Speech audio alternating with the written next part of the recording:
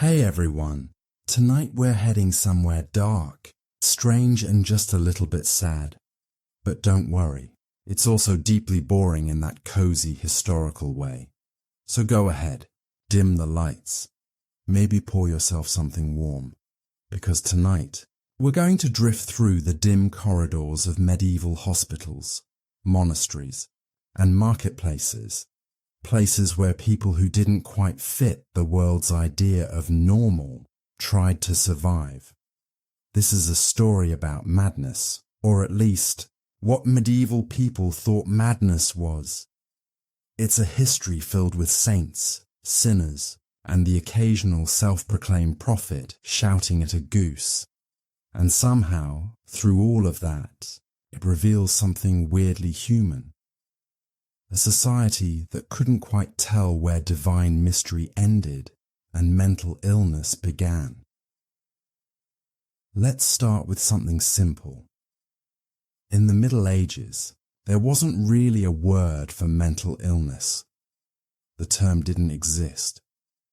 People had words like foolish, possessed, melancholic, or touched by God. Sometimes they said mad, but that could mean anything from confused to possibly cursed by a forest demon. For most of medieval Europe, the way people understood mental suffering depended on religion, because religion explained pretty much everything. Why was someone sick? Because God was testing them. Why was someone shouting at invisible enemies? Because a demon found a new vacation home. Why was your cousin convinced he was a goat? That one probably needed a priest and a shepherd. The church, unsurprisingly, had the biggest say in all this. And while it's easy to assume they were cruel or superstitious, it's actually a bit more complicated. Medieval theology taught that every human soul was valuable, even the broken ones. That meant people suffering from madness weren't necessarily hated. Sometimes they were feared, sometimes pitied, and occasionally they were thought to be closer to God than anyone else. Because of course they were. If a monk wandered into the woods talking to birds, he might be called Saint Francis. If a woman did the same, she might be labelled possessed. It all depended on who you were, where you lived, and whether your behaviour made anyone important uncomfortable. Let's float over to England for a moment, because medieval England loved its madmen almost as much as it feared them. There was even a word for wandering lunatics, Bedlamites. That came from Bethlehem Hospital in London, also known as Bedlam.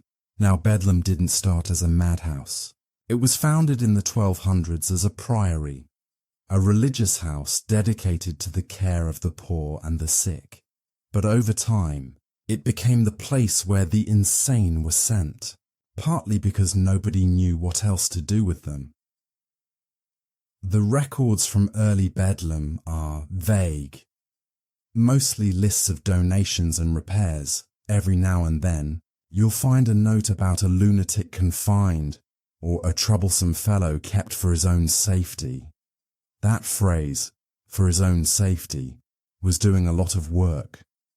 Treatment at Bedlam, like most medieval hospitals, wasn't medical in the modern sense. There were no psychiatrists, no therapy sessions. Mostly, care meant food, shelter and prayer, and, if someone was too disruptive, chains. But not always out of cruelty. Sometimes it was because restraint was literally the only form of control they had.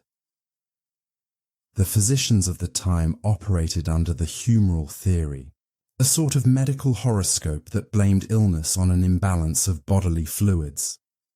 Blood, phlegm, yellow bile, and black bile. So if someone was melancholic, it meant they had too much black bile. If they were manic, too much yellow bile. The solution: balance the humours. And how did they do that? Well, bleeding, purging, or sometimes giving you a nice warm herbal bath and hoping for the best. There's even a record of a physician recommending letting blood from the temple region to calm the mind's agitation. Yes, you heard that right. They bled your head to calm your thoughts, because nothing says mental wellness like a quick cranial bloodletting. But let's not paint every medieval doctor as a villain with leeches. Some were surprisingly compassionate. Given the time, for instance, Hildegard of Bingen, a 12th century abbess, mystic, and polymath, wrote about melancholy as both a physical and spiritual condition. She believed that sadness and madness could sometimes be eased by music, prayer, and nature. Her advice: go outside, breathe, listen to the sound of creation, and trust that God still had a plan. Not bad. Honestly, that's practically mindfulness, 900 years early. Of course, not everyone was so lucky. If your mental illness caused problems, like shouting during mass, attacking your neighbor, or talking to invisible friends, you could be declared possessed. That diagnosis usually meant exorcism. And exorcism, contrary to what horror movies suggest, was usually pretty tame. Most of the time it was prayer, holy water, fasting, and the occasional stern conversation with a demon that might not actually exist. There were rules, too. The priest was supposed to confirm that the person's behavior wasn't due to physical illness first, which sounds reasonable, except that physical illness included everything from epilepsy to indigestion. So yes, sometimes people were exorcised when they probably just needed electrolytes. But the medieval world wasn't entirely hostile to the mad. In fact, many communities had a weird sort of tolerance for them, especially the harmless ones. The village fool was a familiar figure. Every town had one.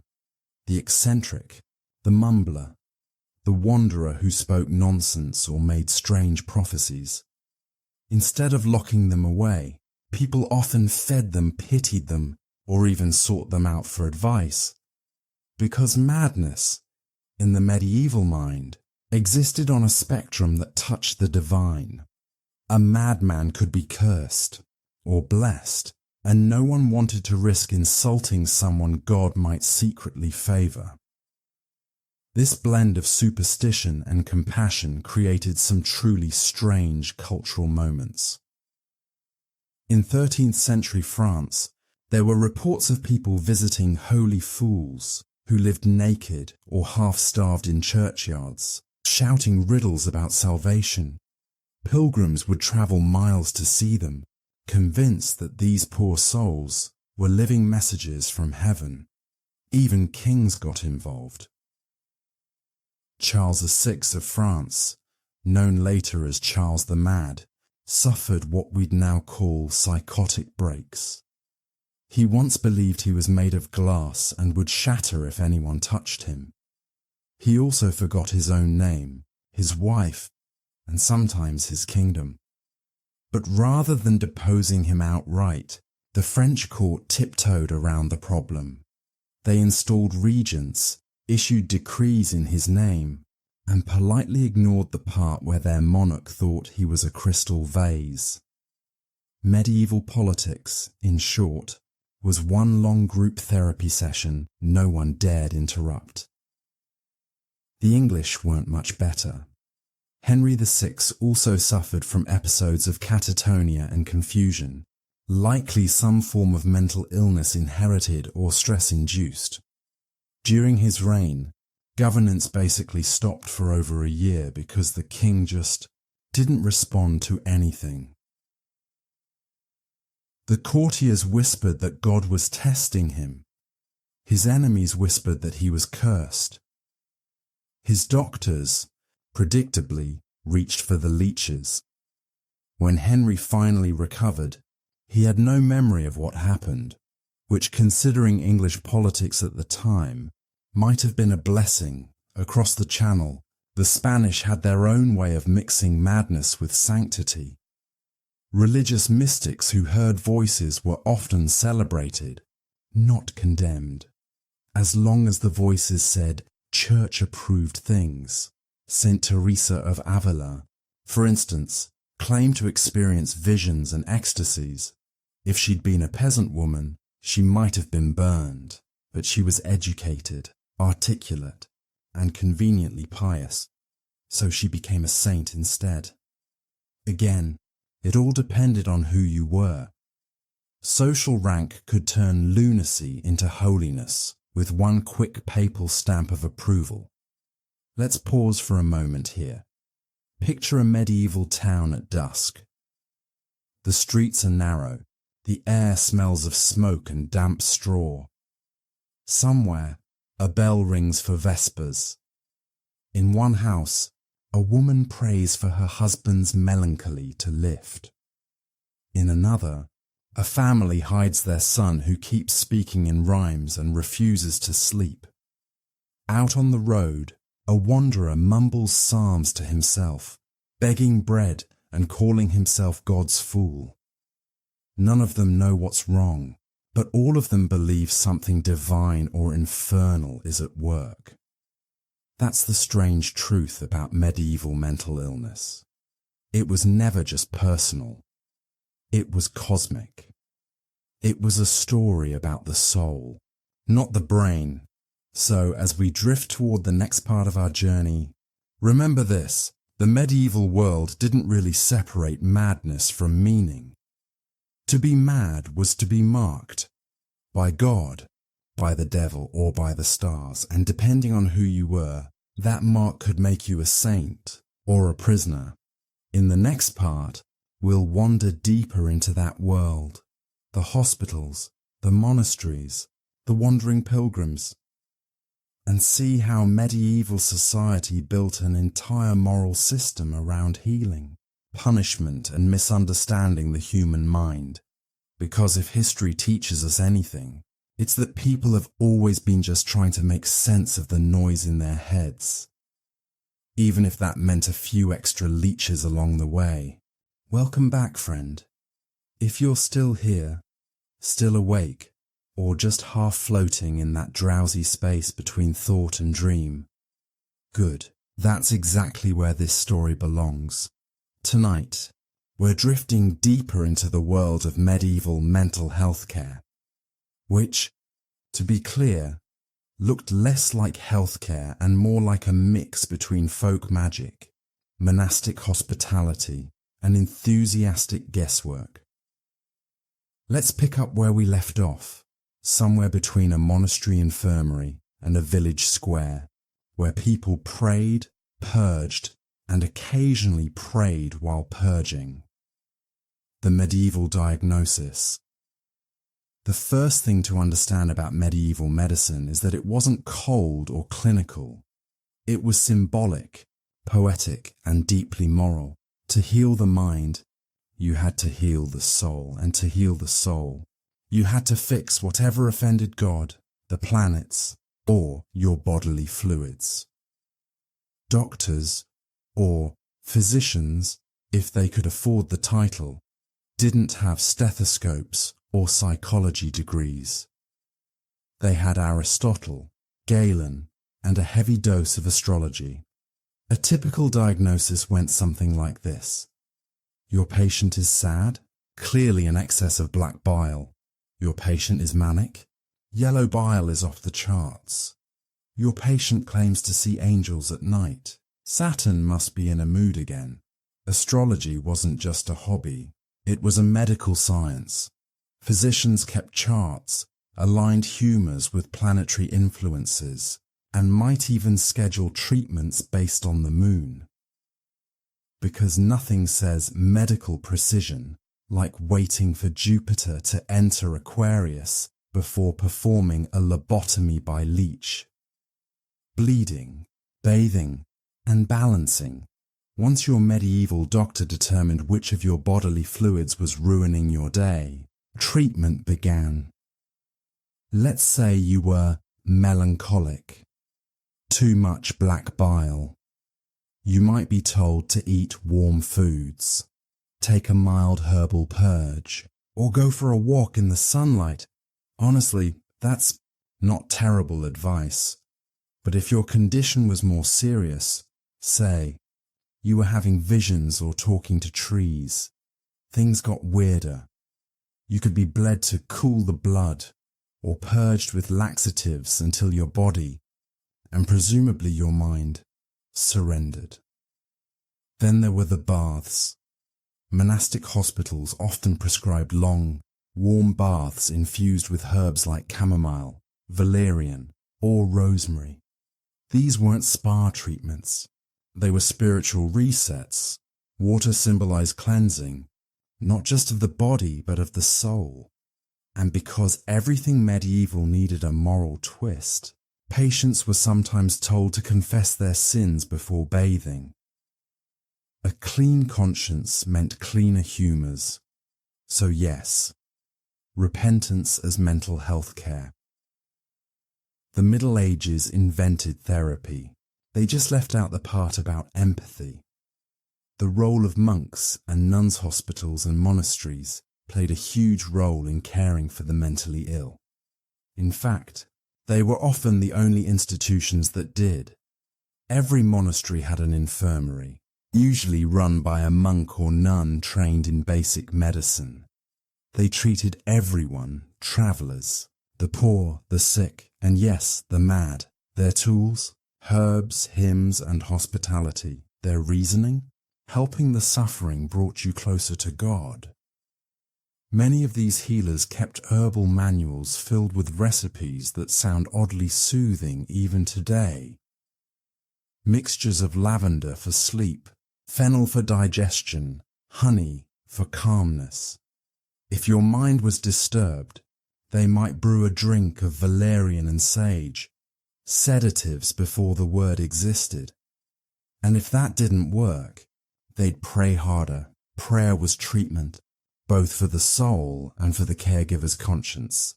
If a patient didn't improve, it wasn't the healer's fault. It was God's will, which in medieval terms was the perfect medical disclaimer. When madness met the church, of course, the church wasn't always gentle. Some clergy saw madness as divine punishment or demonic occupation, and that meant spiritual warfare. The rituals ranged from mild to mildly traumatic. There were prayers of deliverance, anointing with holy oils, fasting, and the laying on of hands. In worse cases, there were exorcisms. Contrary to modern imagination, exorcisms weren't all screaming and Latin chanting. Most were calm and methodical, more about presence than spectacle. A priest might recite psalms, sprinkle holy water, and command the spirit to leave in peace. But sometimes, when a patient resisted or screamed, the situation escalated, chains came out, witnesses were called, and suddenly, healing the mind turned into a small public event. It's worth remembering, though, even then, most priests genuinely thought they were helping. When you believe madness is spiritual, you fight it with faith. To them, it wasn't cruelty. It was salvation by another name. The wandering mad. Not everyone found shelter in a monastery. Some were simply sent away. Wandering madmen became a familiar sight on the roads of medieval Europe. Ragged, barefoot, muttering prayers or curses to invisible companions. They were sometimes feared, but more often pitied. Many towns unofficially adopted a local fool or lunatic, feeding them scraps, giving them shelter, or even treating them as mascots. It was cheaper than building an asylum and, strangely, more humane. You might see one of these fools sitting outside the church, collecting alms, or walking beside a caravan of pilgrims, chanting nonsense psalms that everyone pretended to. Understand, the people who didn't fit the system simply became part of its landscape. They weren't institutionalized, they were normalized, and while that might sound cruel, It often spared them the harsher fate of confinement. The pilgrimage cure. If medicine and prayer didn't work, there was always travel. The medieval mind loved a good pilgrimage. It was like spiritual physical therapy, long, tiring, and somehow cleansing. Families might send a disturbed relative to a shrine or holy well known for miracles. St. Dymphna, the patron saint of mental illness, became one of the most visited saints in Europe for exactly this reason. According to legend, she was an Irish princess who fled her father's madness and ended up in Belgium, where she was later martyred. Her shrine in Geel became famous for healing mental disorders. And here's the surprising part. It actually turned into one of the first community-based mental health systems in Europe. The people of Geel took in pilgrims suffering from mental illness, fed them, housed them, and treated them kindly as boarders. This wasn't a hospital. It was an entire town built around acceptance. The tradition still exists today. So yes, medieval. Belgium was more progressive about mental health than some modern institutions. When cure meant control. Of course, there was always the darker side. When compassion ran out, control stepped in. Records from across Europe mention madhouses, small, improvised cells for confining the mentally ill. They weren't designed for healing, just containment. In some towns, a family might build a small locked room at home, literally a private asylum. It was seen as merciful, better to restrain someone than to let them wander or be mocked. But from inside those walls, mercy probably felt like another kind of madness. Some patients were chained in chapels or basements for their own safety. Some were treated as curiosities, visited by neighbors to confirm that yes, the devil truly did live next door. And yet, through all of this, you find moments of real empathy. Letters from monks speak of troubled souls who cry out at night and those who see angels in the air. There's pity in those words and maybe even understanding, because the Middle Ages weren't heartless. They were just lost, trying to find meaning in what they couldn't explain. The humor in humors. We can't talk about medieval treatment without returning one last time to the humors, because for all their faults, that system gave medieval people a way to understand themselves. If your mind was dark, it wasn't because you were broken, it was because your blood was cold, or your bile too strong, or the stars slightly annoyed with you. That might sound silly, but in its own way it was comforting. It said, you're not cursed, you're just out of balance, and balance can be restored. Today, we use different language, brain chemistry, trauma, serotonin, but the goal is still the same, to bring back equilibrium. Maybe the medievals weren't so wrong after all. Let's pause here. Picture that monastery again, candlelight flickering on stone walls, a patient asleep under a wool blanket, a monk whispering a prayer beside them. Outside, the world is cold and confused, but for a moment, there's quiet. The human brain may have been a mystery, but compassion was always the best medicine they had. In part 3, we'll wander into the darker side, how mental illness was used as an excuse for confinement, witch trials, and political manipulation.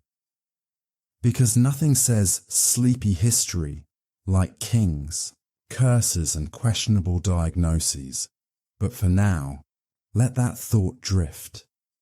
Every age has its own way of defining madness and convincing itself that it understands it. Part 3. When madness became dangerous. Welcome back. If you're still listening, Your mind is probably in that soft, floaty space where facts start to blend with dreams. That's perfect, because what we're about to explore isn't entirely grounded in logic either. Tonight, we're moving into the darker corners of medieval society, where fear, faith, and politics turned madness from a human struggle into a useful label. The fear of the unknowable. For most of the Middle Ages, mental illness was mysterious but tolerable. People believed that madness came from imbalance, divine punishment, or even a special connection to the spiritual world. But as time went on, that tolerance began to erode. Europe was changing. Wars, famine, plagues. Everything was unstable. When life feels uncontrollable, humans look for patterns, or worse, scapegoats. And what better scapegoat than someone already living outside the rules of reason? The person who muttered to themselves, who wandered barefoot through town, who said they could hear voices.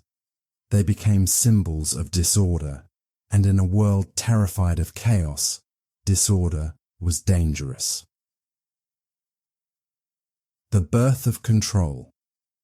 By the 13th century, the church had grown powerful enough to define not just what people believed, but what counted as normal. Deviation in behavior, in thought, in belief became suspicious. A mad person could be seen as possessed, which meant the devil was involved. And where the devil appeared, the church had authority to act.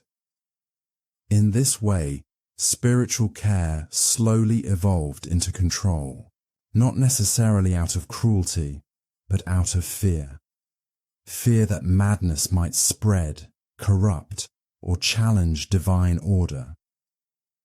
So the same monks who once prayed for the troubled soul now sometimes confined them. Chains, iron bars, locked doors. These became part of treatment.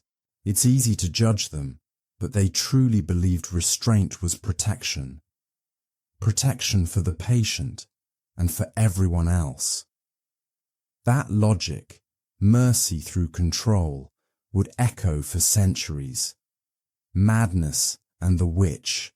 Then came one of history's most tragic overlaps, when mental illness met witchcraft. The witch hunts didn't start in the early Middle Ages. They grew later during the late 15th and 16th centuries. But their seeds were planted earlier, in fear. If a woman spoke to herself, wandered alone, or claimed to see visions, she wasn't just mad, she could be in league with the devil. And that shift from patient to heretic was deadly. One of the most disturbing texts of the period, the Malleus Maleficarum, or the Hammer of Witches, blurred the line between illness and evil. Its authors argued that women were more easily deceived by demons because of their weaker nature. Madness became not a sickness of the mind, but evidence of spiritual decay. Suddenly, confession was no longer healing. It was interrogation, and exorcism turned into execution. There are stories, too many, of women who heard voices, suffered seizures, or fell into trances, only to be accused of witchcraft. Their symptoms were real, their explanations tragic. The world wasn't ready to see their pain as anything but proof of sin. The royal lunatic's madness didn't spare kings either, and when rulers went mad, the whole kingdom felt it. Take King Charles VI of France, known as Charles the Mad. In 1392, while leading a campaign, he suddenly drew his sword and attacked his own men, shouting that they were traitors. From that moment on, he slipped in and out of delusion. sometimes failing to recognize his wife or children. His court was forced to rule in his name while pretending he was fine. Because to admit the king was mad was to admit the throne itself was unstable. And yet, Charles wasn't punished. His madness was treated as divine mystery, a test from God, not a crime. It's a reminder of how class-shaped compassion, the same symptoms that sent peasants to the dungeon, sent kings to prayer. England had its share too. Henry VI was known for his gentle, almost childlike nature. He suffered long bouts of catatonia, sitting motionless for days, unable to speak. Some saw him as holy, others as cursed. Either way, his weakness paved the way for war. Madness in royalty wasn't just a personal tragedy, it was a political crisis, and often a convenient excuse for rebellion. Hospitals of the unquiet. As towns grew, so did the number of people who couldn't care for themselves, the poor, the sick, and the unquiet in mind. So the church and civic leaders began building hospitals specifically for them. The most infamous of these was Bethlehem Hospital in London, later known as Bedlam. Founded in the 1200s, it began as a small priory. By the 1400s, it had become a holding place for the mentally ill. The conditions? Imagine cold stone, straw floors, and iron chains. The word Bedlam would eventually become a synonym for chaos, and sadly, not without reason. Yet, it wasn't pure cruelty. For every record of neglect, there are others showing attempts at kindness, meals, clean water, even small gardens. But the truth was simple. No one knew how to help, so they just kept people contained. The line between hospital and prison blurred, and from that blur, the idea of the asylum was born. The jester's truth amid all this fear and misunderstanding, there was one curious exception: the fool. In courts across Europe, the fool, or jester, was often someone considered odd or unstable. Yet rather than being hidden, they were celebrated, even protected. The fool could mock the king, speak uncomfortable truths, and survive. Their madness became performance, and their pain became entertainment. It's ironic. The only safe kind of madness was the kind that amused others.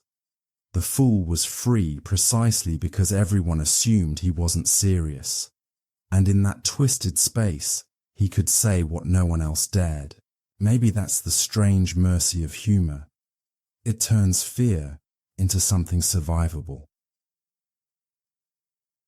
The seeds of reason. By the end of the Middle Ages, something began to shift. The Renaissance was coming, and with it, curiosity. Scholars started to look at the body and mind with new eyes.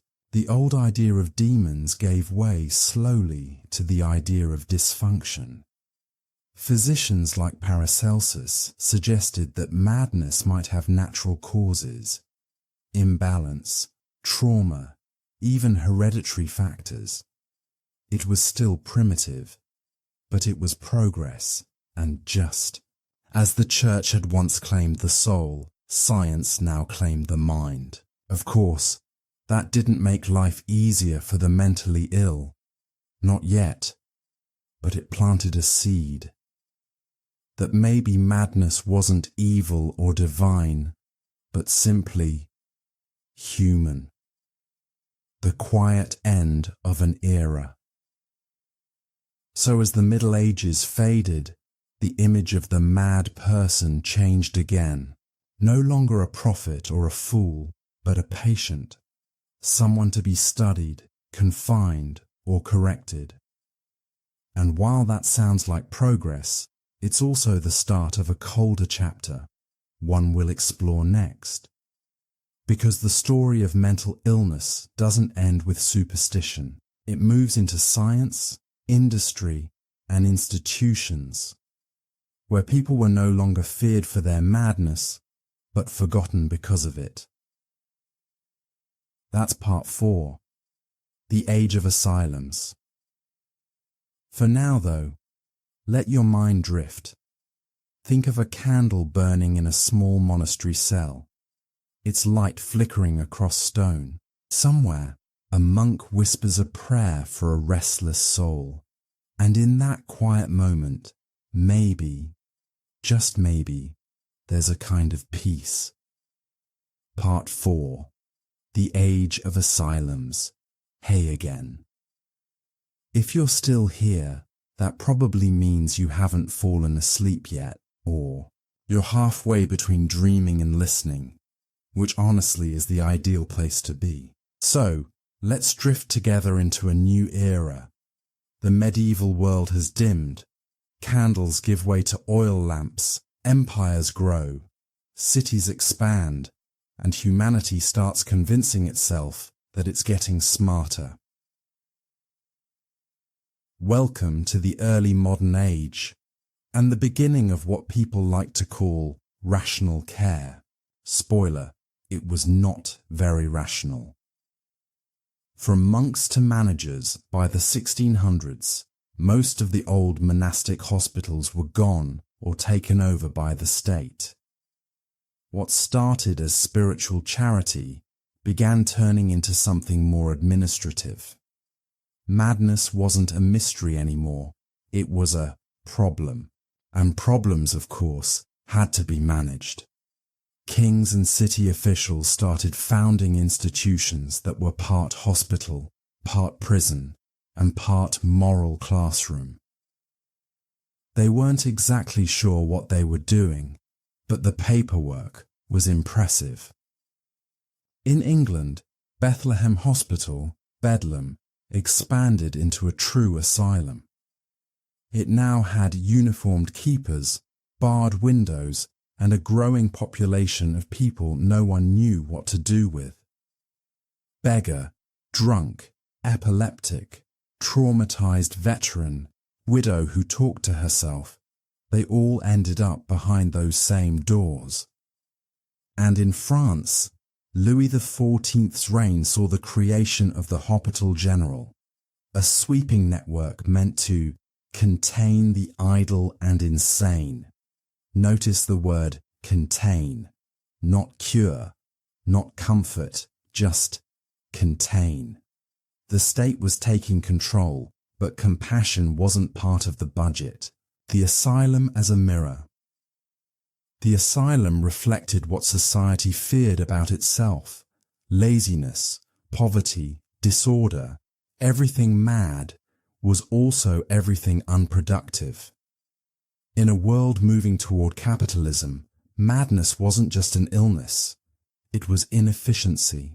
If you couldn't work, obey, or contribute, you didn't fit. And when humans don't fit, we tend to build walls around them. Inside those walls, the language of morality replaced the language of faith. Instead of priests exorcising demons, you had wardens enforcing routines. Wake up, wash, pray, work, sleep. The body might follow orders even if the mind couldn't. The theory was simple. Structure brings sanity. The reality, it mostly brought silence. A strange spectacle. Here's something both dark and absurd. By the 1700s, Bedlam had become a tourist attraction. Visitors could pay a small fee to walk through the wards and look at the patients. Like a zoo, but for people. Londoners would come on Sunday afternoons, dressed in their finest, and stroll through the galleries while the inmates shouted or sang or rocked in corners. Some brought food to throw, sometimes in kindness, sometimes as entertainment. Others just pointed and laughed. The hospital actually encouraged it. The entry fees helped fund the institution, so the suffering of the mentally ill literally paid the bills. It's bleak, but very on brand for the 18th century. To the public, Bedlam was both terrifying and fascinating, a place where the boundaries of reason could be safely observed through iron bars. The word Bedlam entered the English language as a synonym for chaos, and that chaos became something people could watch from a distance and feel normal by comparison. Treatment, or the attempt at it, of course. Not everyone was a sadist. Even in these early asylums, there were physicians who genuinely wanted to help. Their methods, though, were, let's say, creative. They used bleeding to release excess humours. They used cold baths to shock the mind back into balance. They used spinning chairs, literally chairs that rotated rapidly, to realign mental focus. If that sounds horrifying, remember, they thought of it as medicine. The spinning chair was supposed to jolt someone out of delusion. In reality, it just made people dizzy and sometimes violently ill. But for the doctors, it was progress. A scientific step forward from prayer and chains. At least they were trying. That counts for something, right? Madness meets enlightenment. The Enlightenment brought reason, science, and a lot of powdered wigs. It also brought a new obsession with classification. Everything, plants, animals, diseases, people, had to fit into categories. And so, madness became a field of study. The mad were no longer just possessed or sinful. They were cases, subjects of observation. Doctors began writing long, careful notes about melancholia, mania, hysteria, and monomania. Each label came with theories and subtypes, and predictably, none of it was very accurate. But still, the tone was shifting from fear to curiosity. This was also when madness became gendered. Women were often diagnosed with hysteria, said to come from a wandering womb. Yes, you heard that right. The womb apparently could move around inside the body, causing mood swings and delusions, because clearly women's organs were plotting against them. Men, on the other hand, were diagnosed with melancholia or moral insanity, basically our sadness or bad vibes, but make it masculine. It's equal parts absurd and tragic. Behind the outdated science, there were real people, lonely, frightened, misunderstood, turned into case studies for the sake of progress. Pinel and the chains, and then, one night in Paris, something remarkable happened. In 1793, a physician named Philippe Pinel took charge of the Bicêtre asylum. The legend goes that he walked in, saw the patients chained to walls and ordered them set free. He said madness should be treated with kindness, conversation, and sunlight, not iron. Now, the story was later dramatized to make him sound like a lone hero, and he definitely wasn't the only one thinking that way. But the symbolism stuck. Pinel represented a new kind of medicine, moral treatment. The idea was that patients could recover through gentleness, order, and dignity. They were still confined, yes, but the mood was softer. Chains were replaced with locked doors, punishment with routine, neglect with talk, and for a brief, bright moment, it almost seemed like humanity had learned something. The gentle reforms, the same shift was happening in England. In 1796, a Quaker named William Tuke founded the York Retreat. It wasn't a prison, or even really an asylum. It was more like a peaceful estate. Patients worked in gardens, ate good food, and were treated with respect.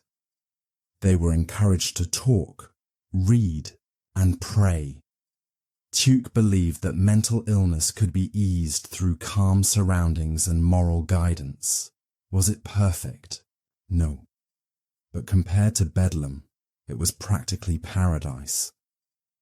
The York Retreat became a model for reformers around the world, and for a while, it seemed like the asylum might truly become a place of healing. But, of course it didn't last, because of course it didn't.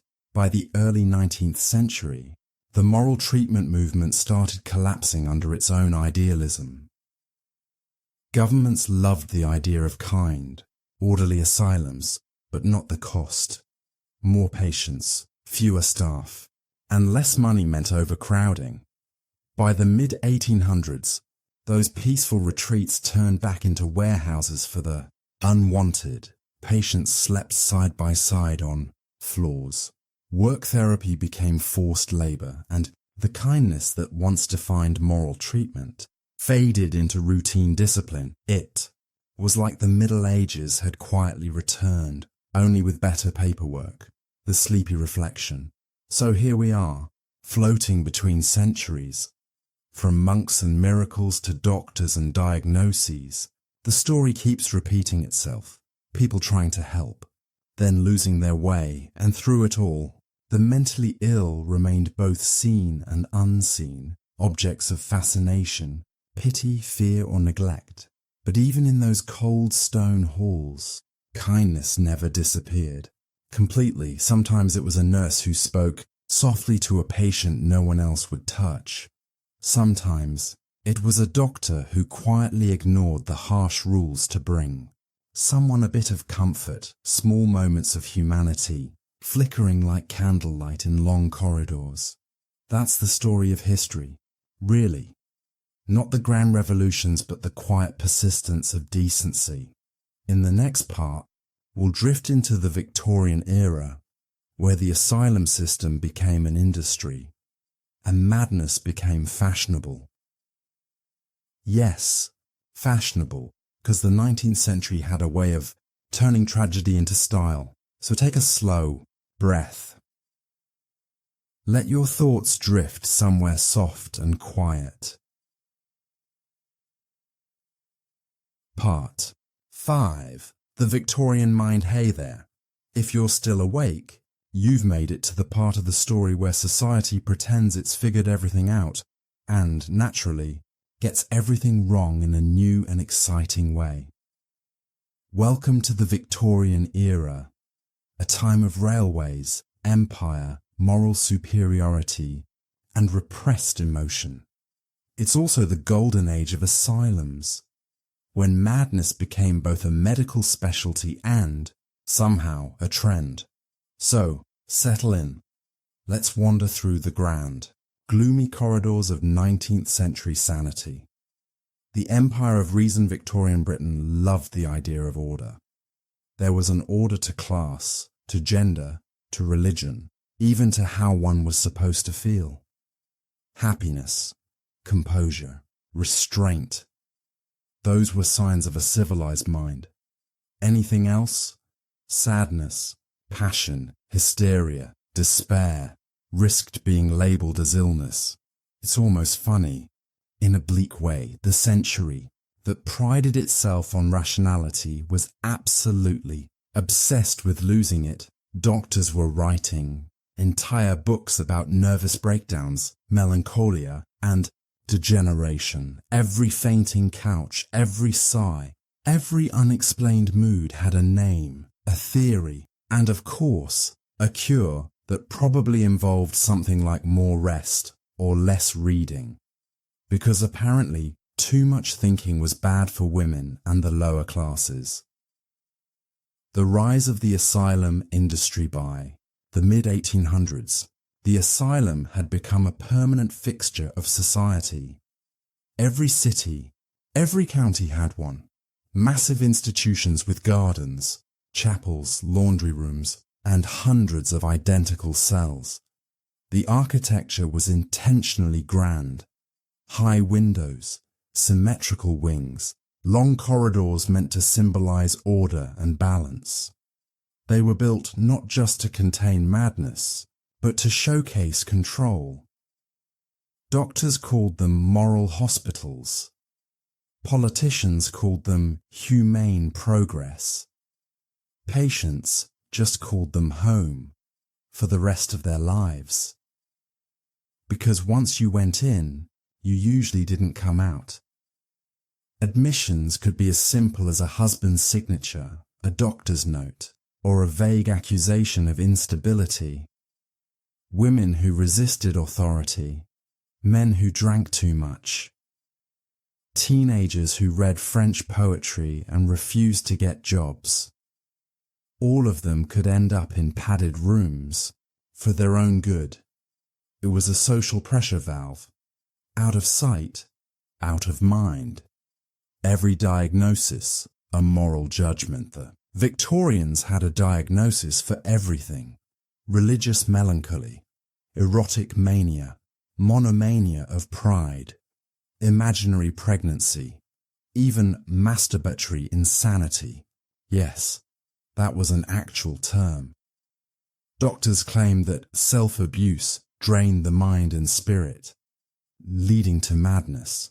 So naturally, they invented elaborate restraints to prevent it, all in the name of science, of course.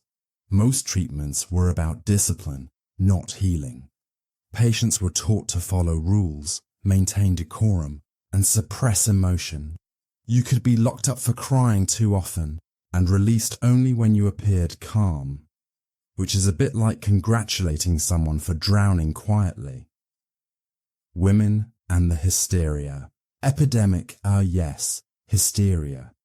The unofficial national pastime of Victorian medicine.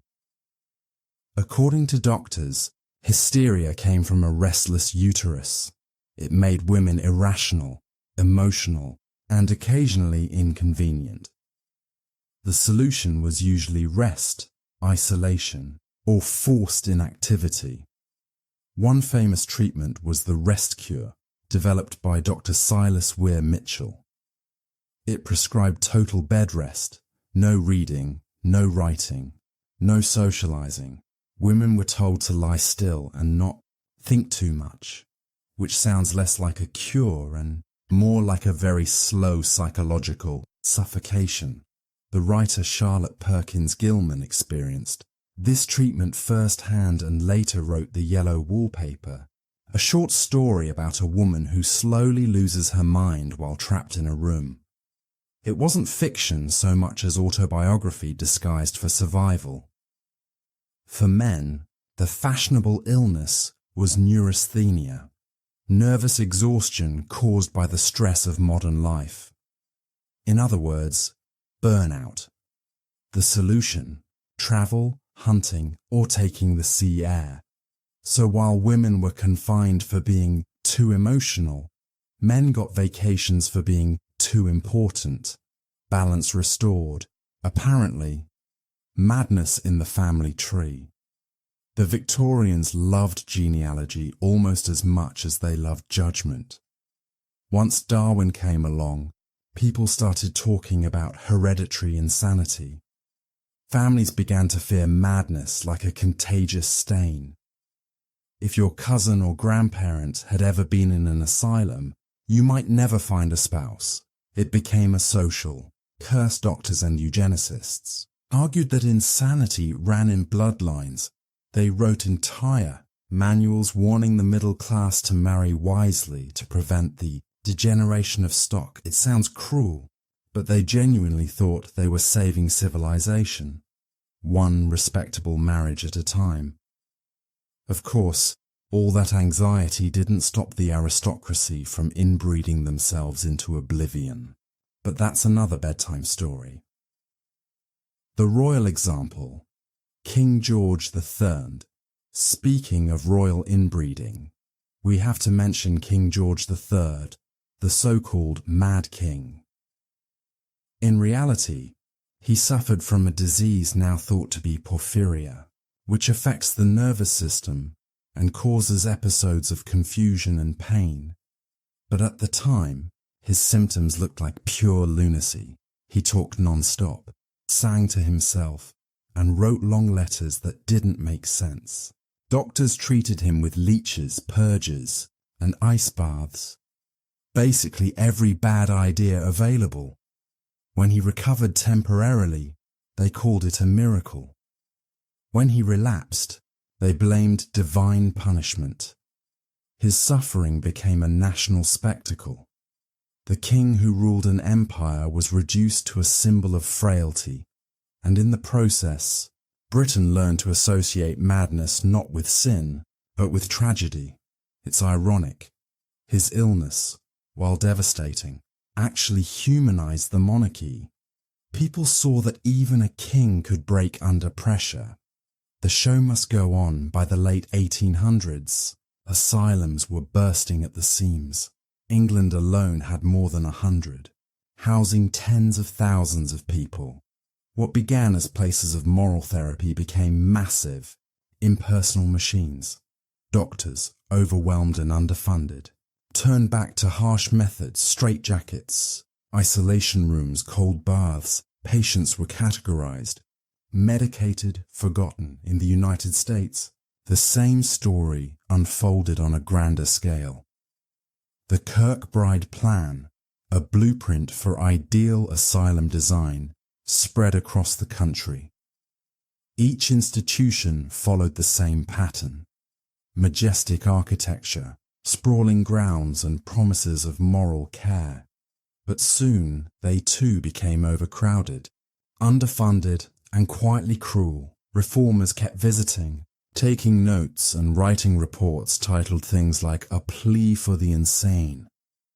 Every decade had another scandal, another expose, another promise to do better, and every time the system grew a little bigger, a little colder, a little more bureaucratic, because it's hard to fix. Something that exists to hide a problem rather than solve it.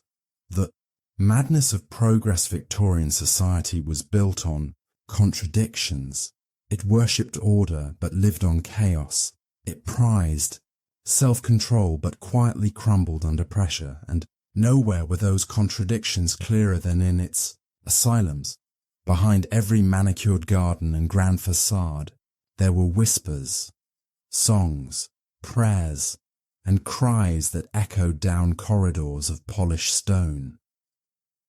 Madness was supposed to be conquered by reason, but reason itself became a cage. The more people tried to understand insanity, the more they used it to define what was normal, and normal, in Victorian terms, meant obedient, productive, respectable. Anything else was grounds for confinement. It's strange, isn't it? The century that built libraries, factories, and museums also built some of the most inhumane institutions in history, and called them progress. A quiet reflection. So as the gas lamps flicker and the city sleeps, imagine those vast asylums standing on the edges of town, brick palaces for the broken, their windows glowing faintly through the mist. Inside, hundreds of people dream. Some peacefully, some not. Doctors walk the halls, clipboards in hand, believing they're saving minds, and maybe, in small ways they are, because even in the cruelty, there's still a trace of care. Someone washing a patient's face, someone leaving an extra blanket, someone sitting in silence beside another person who can't find their way back. That's the heart of the story. Through all the centuries, all the theories and all the mistakes, the impulse to help never truly vanished.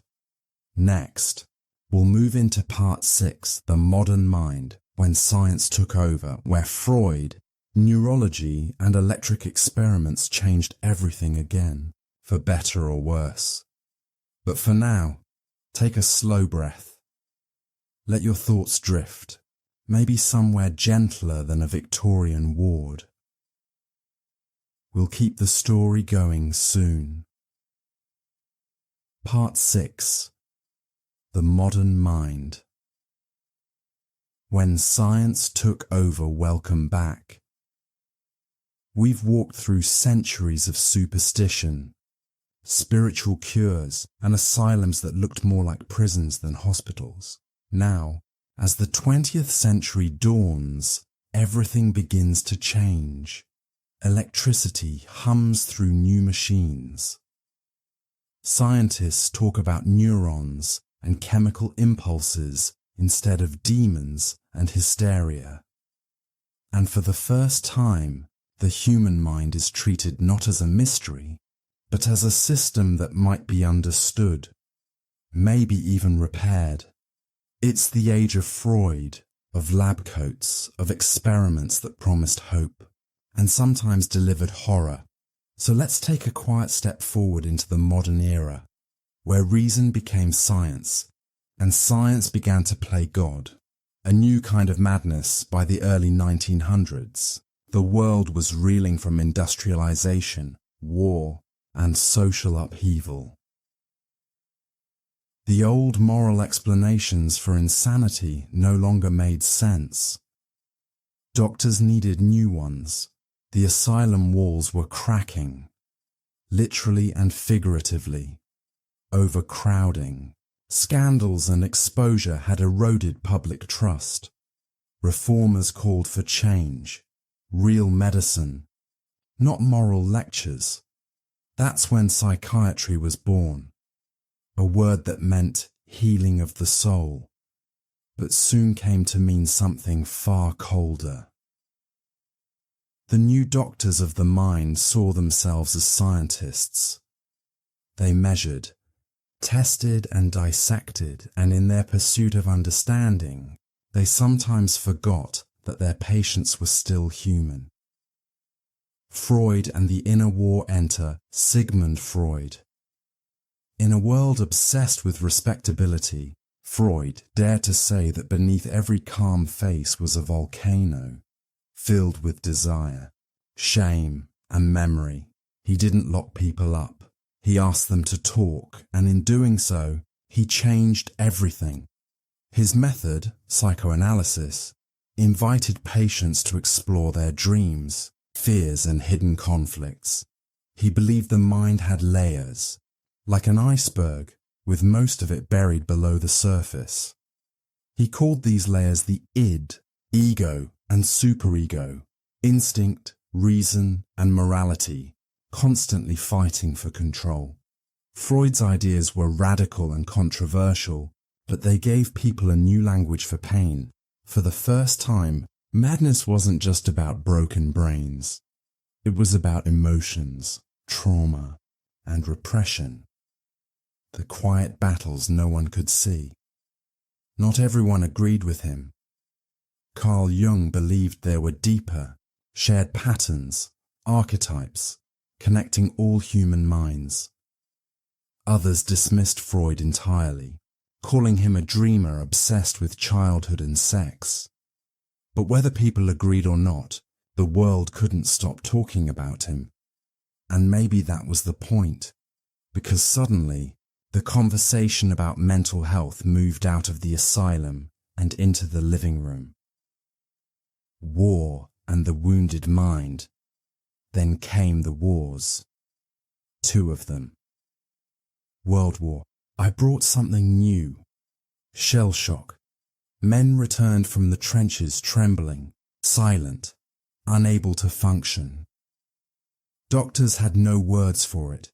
They called it cowardice at first, then weakness, and finally, reluctantly, trauma. The sound of explosions had carved itself into their nervous systems. Even in quiet rooms, they could still hear the guns. World War II made it worse. Now doctors saw entire generations haunted by nightmares, flashbacks, and guilt.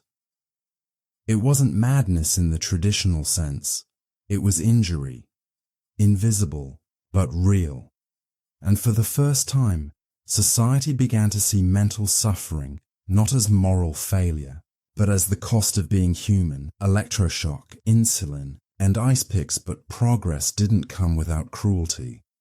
Between the 1930s and 1950s, psychiatry became obsessed with finding cures that could be seen, measured or performed.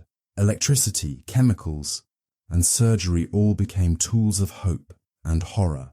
Electroconvulsive therapy, ECT, began as an attempt to reset the brain. Some patients did improve, others left with memory loss or worse. Doctors called it progress. Families called it a miracle, until it wasn't. Then came insulin shock therapy, flooding the body with insulin to induce seizures, in the belief that it somehow rewired the mind. It was dangerous, exhausting, and barely understood. And then there was the lobotomy, a procedure so shocking that it almost sounds like fiction. A thin metal spike slid through the eye socket into the brain, severing neural connections. It was meant to calm violent or agitated patients, and it did, by erasing parts of who they were. Thousands were lobotomized across America and Europe, including children and veterans. Dr. Walter Freeman, its loudest champion, performed them in hospital corridors and even on stage. He called it liberation. History calls it tragedy. For decades, medicine and morality blurred. What mattered wasn't whether the patient felt better, but whether they behaved better. It was still the same old goal: control, order, compliance, just dressed in a white coat. The age of chemicals in the 1950s, something extraordinary happened, by accident, really. A tuberculosis drug called chlorpromazine was discovered to calm psychotic patients. It didn't cure schizophrenia, but it quieted the symptoms enough for people to leave the asylum. The chemical revolution had begun. Soon there were pills for depression, anxiety, mania, and insomnia. The age of talk gave way to the age of medication. Doctors could now manage madness instead of locking it away. And while that brought freedom for many, it also created new cages, invisible ones, shaped like dependency, side effects, and stigma. Society learned to silence its pain chemically, not spiritually, and yet, millions of lives were saved or made livable. It was messy progress, the kind history always seems to make. Freud's shadow and the rise of modern therapy. Even as drugs took over, Freud's influence lingered. Therapy became mainstream, though less about dreams and more about daily life. Cognitive behavioral therapy, CBT, emerged, focusing on thoughts, beliefs, and actions rather than the subconscious. It was practical, measurable, and adaptable, the perfect fit for a modern world obsessed with efficiency. Now, instead of confessing to a couch, patients learn to reframe their thinking, challenge their fears, and build new habits. It worked for many, but others found it too mechanical.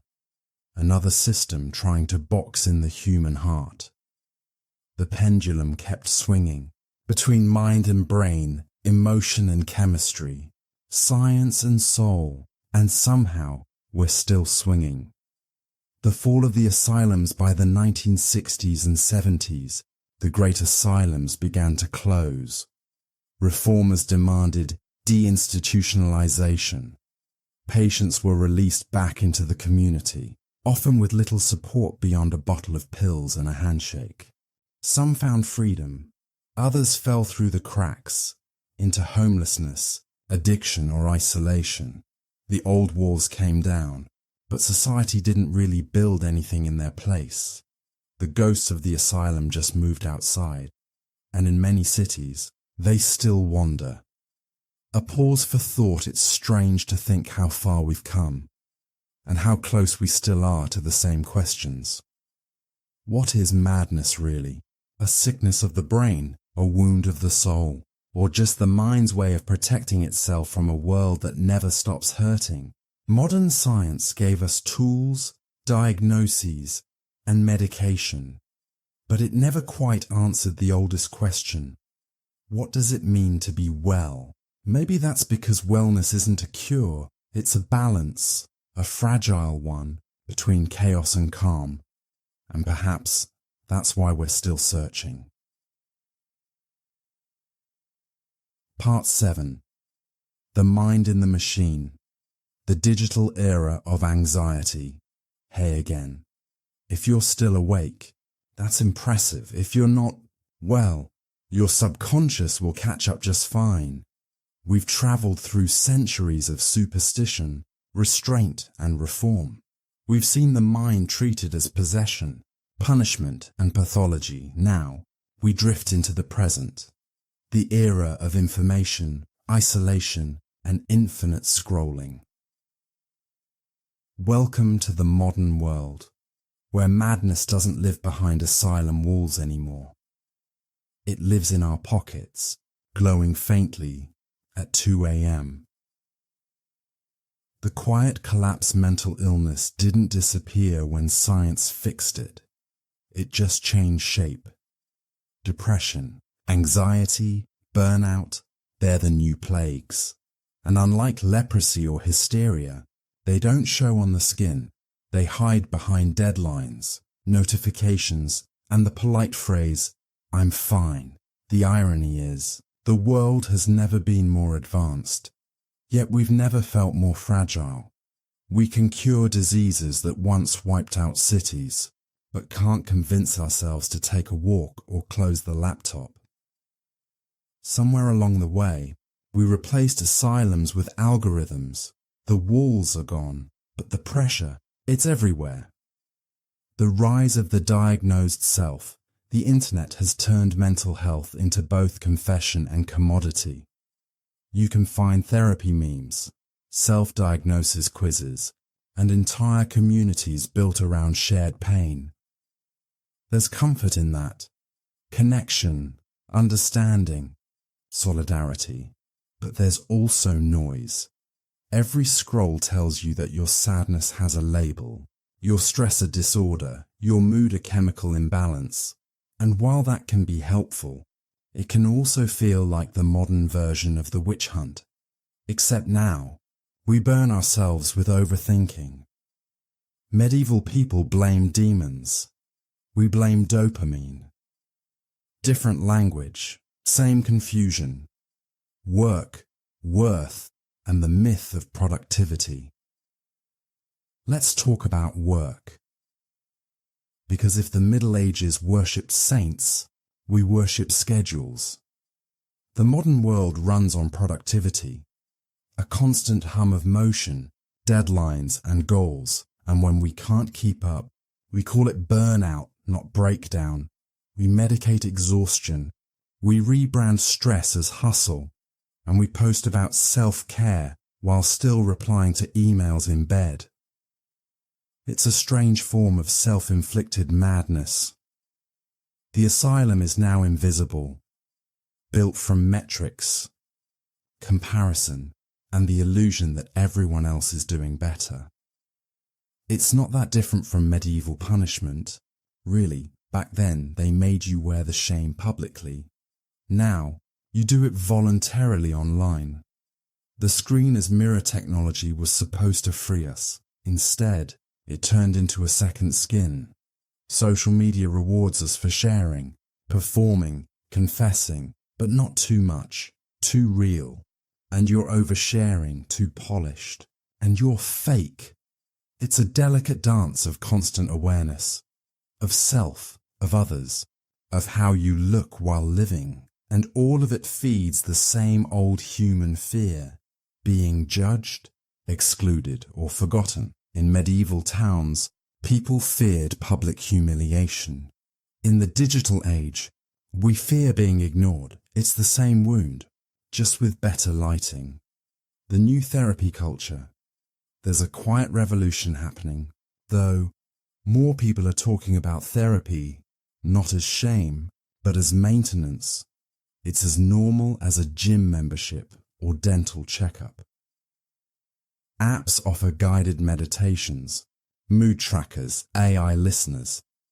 The therapist's couch has gone virtual, and for many, that's progress. But there's a catch. When everything becomes quantified, moods, thoughts, attention, it starts to feel like a performance again. Even healing becomes something to optimize. The question shifts from, how do I feel, to am I improving fast enough, which ironically makes everyone more anxious. The loneliness of connection, one of the strangest features of modern mental health, is how connected everyone seems, and how alone most people feel. It's easy to message anyone, anywhere. Yet it's harder than ever to really talk. Not chat, talk. Silence used to be part of daily life. You'd hear wind, fire, or the sound of someone walking home at dusk. Now, silence feels like a glitch. We fill it instantly, with podcasts, videos, or white noise. It's not that we fear loneliness, we fear the thoughts that come with it. In that way, we haven't evolved much since medieval times. They drowned out their uncertainty with prayer and ritual. We do it with playlists and endless scrolling. The cost of constant awareness. The modern brain is overstimulated. Studies show our attention spans have shrunk. But you probably didn't need a study to notice that. We consume so much news, images, outrage, that our nervous systems never fully rest. Our ancestors feared demons at night. We fear the next notification. And yet, somewhere in that endless flow of content, we crave calm. Meditation apps, slow living and sleep podcasts, like this one, are all gentle rebellions against the noise. A reminder that rest is not a luxury. It's survival. The return of ancient practices. Funny how progress keeps circling back. Mindfulness, now packaged as $1 billion wellness industry, is thousands of years old. Breathing techniques, yoga, herbal medicine, community care, all of it existed long before Freud or Prozac. It's as if we built the digital Tower of Babel and realized halfway up that what we needed most was to sit quietly and breathe. Maybe that's the new form of sanity, not control, but awareness, not medication or meditation alone, but balance, a lesson medieval monks would have approved of. The modern witch hunt, of course. The digital age has its own witch trials, cancel culture, misinformation, and moral outrage, all dressed up as justice. One wrong word, one old post, and the mob assembles, not with torches, but with quote tweets. It's easy to laugh at the medievals for throwing accused witches into rivers. But the impulse is the same. Find someone to blame. Cleanse the community and feel righteous again. Humans love rituals, even destructive ones. They make chaos feel organized. The data mine now. The newest priests of sanity aren't doctors or therapists. They're engineers. Your phone already predicts your moods, tracks your sleep, and knows when you're restless. AI mental health models can analyze your tone, suggest breathing exercises, even flag signs of depression before you notice. It's impressive and unnerving, because for all our science, we still struggle to define what it means to be well, and we're letting machines try to decide. Maybe one day, AI will diagnose better than humans, but will it understand what it means to ache? To feel hopeless, then hopeful again? Probably not. At least not yet. The gentle irony of progress. So here we are, in an age where the mad are medicated, The sad are analysed and everyone's a little tired. We've replaced the leech jar with therapy apps, the priest with a podcast, and the asylum with the internet. It's better, in many ways, safer, more open, more humane, but also lonelier. Because no matter how advanced our understanding becomes, pain still feels personal. And healing still takes time. The one thing modern life hates giving. A soft ending. If there's one thread running through this entire story, from medieval chains to modern screens, it's this. We've always been trying to understand the human mind, and we've always been a little scared of it. The tools change, the language changes, but the heart of it stays the same. We are fragile, creative and endlessly confused creatures. We invent gods, build machines, and still end up wondering why we feel sad on a Tuesday. Maybe that's just part of being human. And maybe, in its own way, that's beautiful. Take a slow breath. Let it out. You've just drifted through nearly 1,000 years of madness, medicine and meaning. And if your eyes are closing now, that's okay. That's kind of the point. Sleep well. Time traveler, tomorrow we'll be sane again, or at least we'll pretend to be. Part 8. Reflections and the Future of the Mind. Welcome back. If you're still listening, congratulations. You've drifted through centuries of thought, treatment and misunderstanding about what it means to be human.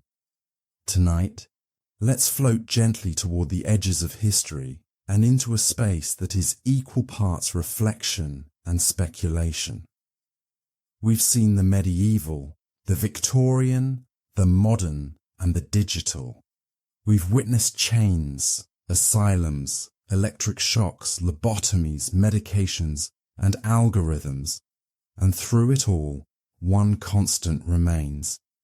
The mind resists being fully tamed, the echo of the past. Even now, echoes of ancient practices persist.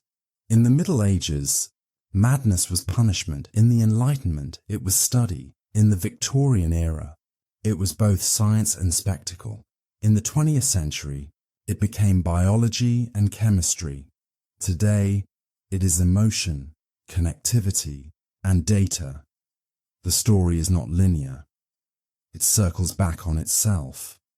Old ideas of morality, fear, and control never fully vanish.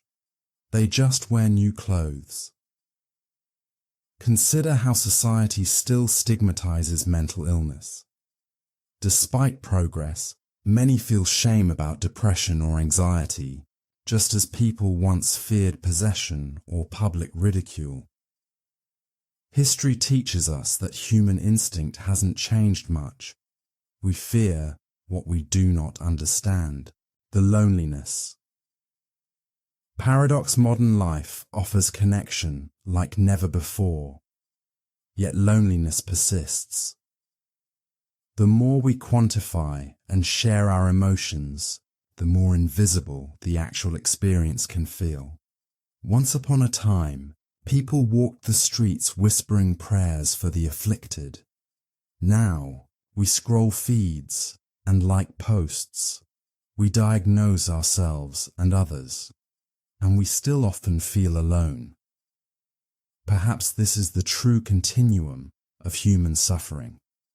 It doesn't require chains, instruments, or pills to exist, only awareness. The fragile nature of progress is messy. Every new therapy, every reform, every drug, every app comes with hope, and with unintended consequences. We free some, help some, and yet sometimes hurt others.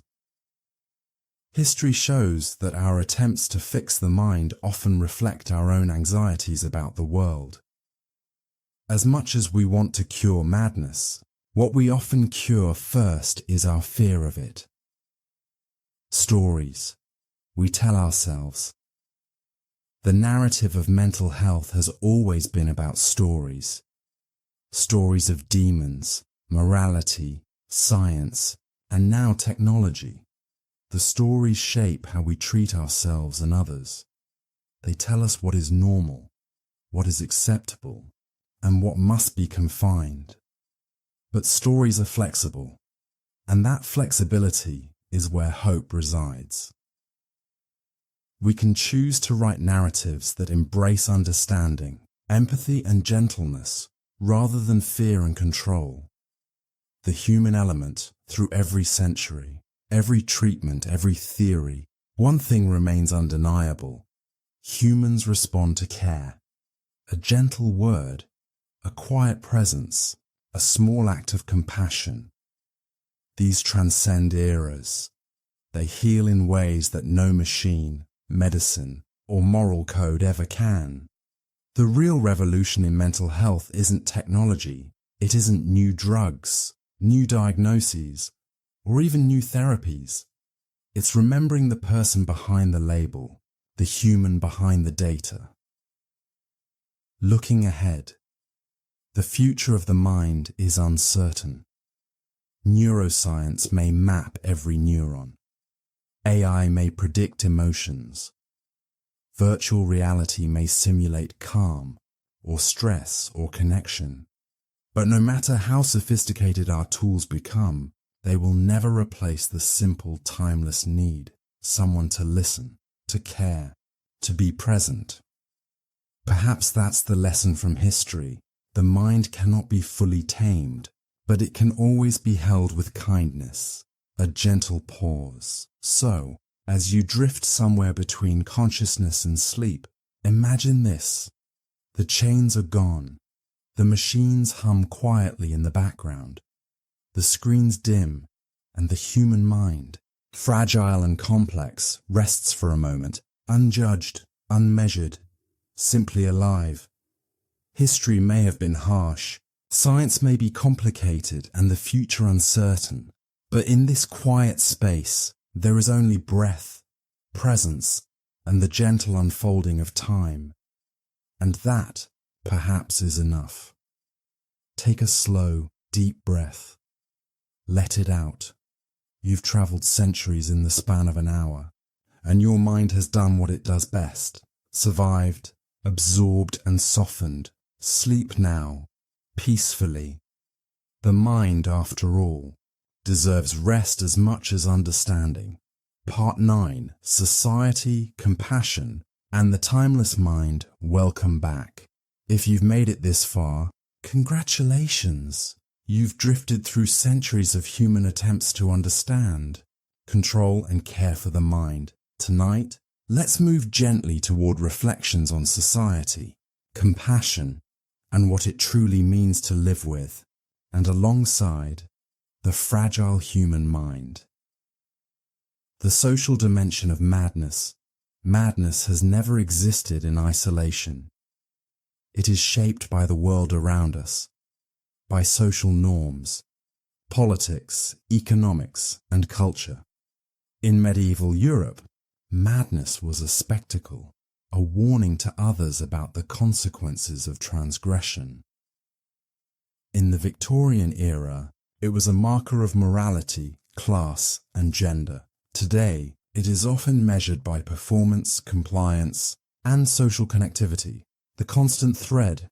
Society always defines what is acceptable, and those who fall outside the definitions, whether by choice, circumstance, or biology, are vulnerable. Even now, stigma persists. Despite centuries of progress, a diagnosis can carry whispers, assumptions, or judgment. Human beings, after all, are still prone to fear what they do not understand. Empathy through history. One of the most remarkable things in the story of mental health is how small acts of care can transcend eras. A nurse, quietly holding a patient's hand in a Victorian asylum.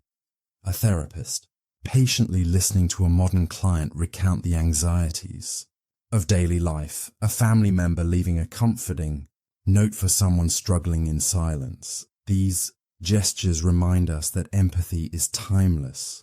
Science, technology, and medicine can change the mechanics of care, but the human element, presence, patience, attention, remains the most powerful tool. Even in the darkest times, acts of compassion existed, and often they were enough to soften what otherwise would have been unbearable. The cost of ignorance history also teaches us the dangers of misunderstanding. Fear, superstition, and moral judgment have caused immense suffering. From medieval exorcisms to Victorian rest cures, from lobotomies to chemical restraints, countless lives were altered, constrained, or lost because society acted without understanding. The lesson is subtle but important. Knowledge alone is not enough. We must combine understanding with care, data with empathy, treatment with respect. Otherwise, we risk repeating mistakes in new forms. Algorithms can't replace kindness. Pills can't replace listening. Procedures can't replace presence. The evolution of treatment. Treatment has evolved, slowly and unevenly, across centuries. Chains gave way to asylums. Asylums gave way to therapy and medication. Medication gave way to mindfulness, digital support, and virtual care. Yet each step has been a compromise. Progress has always been messy, imperfect, and incomplete. But there is hope in that imperfection, because every small reform, every act of understanding, every story shared, nudges society closer to balance. And balance, not perfection, is the goal. Mental health as a mirror. Perhaps the reason mental health fascinates us so much is that it reflects society itself.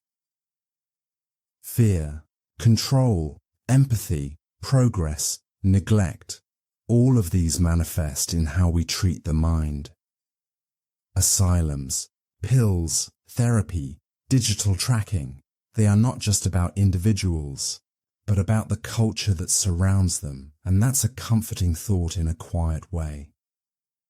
The struggles of the mind are never only personal, they are social, historical, and shared. Every step forward is not just for one person, it is for all of us. The timelessness of the human experience through medieval exorcisms, Victorian rest cures, electric shocks, lobotomies, modern therapy, and digital interventions. One thing remains constant: humans struggle, heal, adapt, and survive. Madness is not new. Fear is not new. The longing for understanding and compassion is not new. What changes is the lens. From demons to disease, from morality to neuroscience, from asylums to apps. But the essence of the experience, vulnerability, uncertainty, and the search for care, is timeless. A gentle reflection as the world continues to spin and the mind continues to wander. There is a quiet lesson in history. We may never fully tame the human mind. We may never eradicate anxiety, depression, or despair. But we can learn to meet it with patience, empathy, and understanding. That is the thread that connects centuries of human experience, from chains to chatbots, from exorcisms to mindfulness. One principle remains: kindness matters, and sometimes that alone is enough. Closing thoughts. So, as you lie in the quiet, consider this: your mind, fragile and brilliant, is part of a vast continuum. Every fear, every sadness, every moment of confusion links you to countless others across history, and in that continuity, there is comfort. You are never entirely alone, even in the darkest moments. Humanity has always sought to care, to understand, and to hold gently what cannot be fully understood. Let your breath slow, let your thoughts float. The centuries of effort, trial, and compassion carry you softly into rest. Sleep now, peacefully, with the quiet knowledge that the human mind, messy, wondrous, and complex, has always been part of a larger story. Part 10. Final reflections and closing the sleepy history journey. Welcome back for what will be our final gentle stretch through the long and winding history of the human mind. If you've stayed with me this far, congratulations. You've floated across centuries of misunderstanding, discovery, fear, and care, all from the comfort of your own quiet space. Tonight we close the story softly, without drama, without rush, just a slow, reflective exhale, a century-spanning journey. Let's take a slow look back. We began in the medieval world, where the mind was a mystery and madness a moral question. Chains, exorcisms, and public punishments dominated, not for cruelty's sake alone, but because people simply didn't know what else to do. Then we wandered into the Enlightenment and Victorian eras. The rise of asylums, moral therapy, and scientific curiosity brought some understanding, but often at the cost of compassion. Women were confined for hysteria, men for neurasthenia, and entire families feared hereditary madness. The 20th century introduced science in earnest. Freud, neurology, psychopharmacology, and electric experiments. The goal shifted from punishment to treatment, yet mistakes persisted. Lobotomies, over-medication, and institutional abuse left deep traces. Finally, we arrived in the modern digital era. Screens replace silence, algorithms attempt diagnosis, and therapy is sometimes an app or a self-help podcast. We have more knowledge than ever, yet perhaps less quiet space, less patience, less breathing room. Through all of this, one truth emerges. The human mind resists complete understanding, but it thrives with kindness, presence, and care. Patterns and lessons. History is full of repetition. What changes is not human nature, but our tools, our language, and our expectations. Medieval people feared possession. Victorians feared emotion. Modern society fears inefficiency and disconnection, yet the impulse to help, to understand, to heal, that never fades. Even in the worst treatments, even in the oldest institutions, small acts of empathy persisted. A hand held, a blanket folded, a quiet presence in a darkened room. It's a reminder, progress is never linear, and it's never only about medicine or science. It's about human connection. The continuum of care. What we've learned is that the mind exists in context. Personal, social, historical. It is shaped by our culture, our technology, our interactions, and it flourishes when we approach it gently, without judgment, without hurry. This continuum of care is subtle. It's not dramatic or flashy. It's in daily gestures, shared understanding, and the courage to sit quietly with another human being. From medieval prayer to mindfulness meditation, from early asylums to virtual therapy, the core principle remains the same. The mind needs attention, compassion, and respect. The timeless human struggle. The story of mental health is also the story of humanity. We struggle, we fall, we fail, we adapt, we heal, we learn. Madness is not an anomaly. It is a reflection of what it means to be alive. Each diagnosis, each treatment, each technological advance is just another chapter in an ongoing conversation about how we care for one another. And perhaps the quietest, most important chapter is the one we write ourselves. How we listen, how we act, how we extend patience and understanding to those around us and to ourselves. A soft goodbye. So as your eyelids grow heavy and your breathing slows, imagine the centuries stretching behind you. Chains fall away, cold baths fade, electric shocks quiet, and through it all, kindness persists. The human mind is fragile, complex, and resilient. It cannot be fully tamed, measured, or cured, but it can be held with care. Tonight, let that be enough. Sleep, gentle and deep. Dream, if you will, and know that the story of the mind is always ongoing, and you are part of it. Thank you for taking this long, quiet journey through history. May your rest be calm, your thoughts gentle, and your mind at peace.